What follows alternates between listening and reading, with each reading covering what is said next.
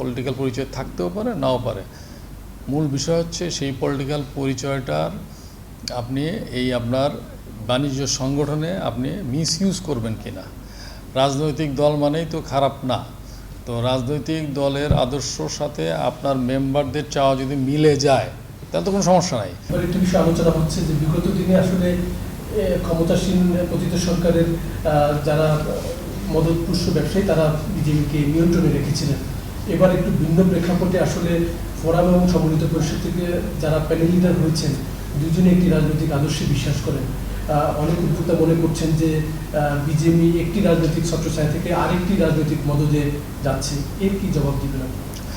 কারণ প্রথমত আমি কোনো ব্যক্তিকে দোষারোপ করতে চাই না।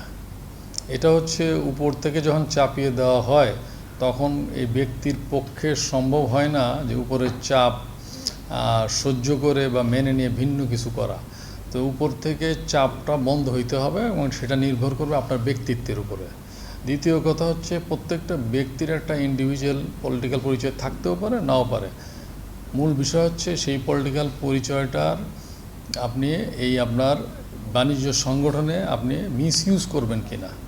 রাজনৈতিক দল মানেই তো খারাপ না, তো রাজনৈতিক দলের আদর্শর সাথে আপনার মেম্বারদের চাওয়া যদি মিলে যায় তাহলে তো কোনো সমস্যা নাই, কিন্তু মেম্বারদের চাওয়াটা প্রায়োরিটি হইতে হবে এবং মেম্বাররা এমন কিছু চাবে না যেটা দেশের স্বার্থের হানি ঘটবে।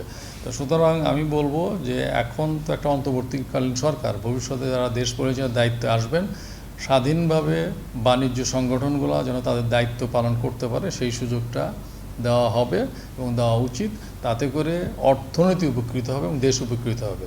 গত 2 দিন ধরে মালিক এবং উদ্যোক্তাদের মধ্যে একটি গুঞ্জন শোনা যাচ্ছে, আপনি এবং আবুল কালাম যেহেতু একটি রাজনৈতিক আদর্শে বিশ্বাস করেন, এবারও বিজেপিতে ভোট না হতে পারে এবং একটি আপোষ সভার পর্ষদ হতে পারে, কি বলবেন? দেখেন, মূলত আমাদেরকে বিশ্বাস করতে হবে গণতান্ত্রিক চর্চা।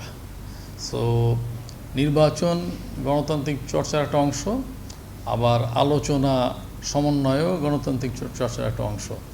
কোনটা আপনি বেছে নেবেন?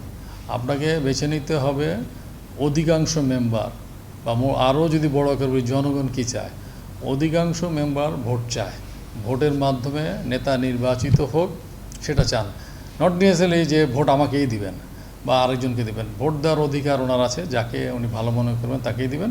তা আমরা ফোরাম থেকে মনে করেছি যে আলাপ আলোচনার ভিত্তিতে একটা পর্ষদ গঠন করাচ্ছে, যে গণতান্ত্রিক চর্চার যে একটা অন্যতম প্রধান অংশ নির্বাচন, সেটাকে বেছে নেওয়া। It is very much challenging. তারপর এই চ্যালেঞ্জটা আমরা নিয়েছি, আশা করি মেম্বাররা আমাদেরকে সমর্থন করবেন।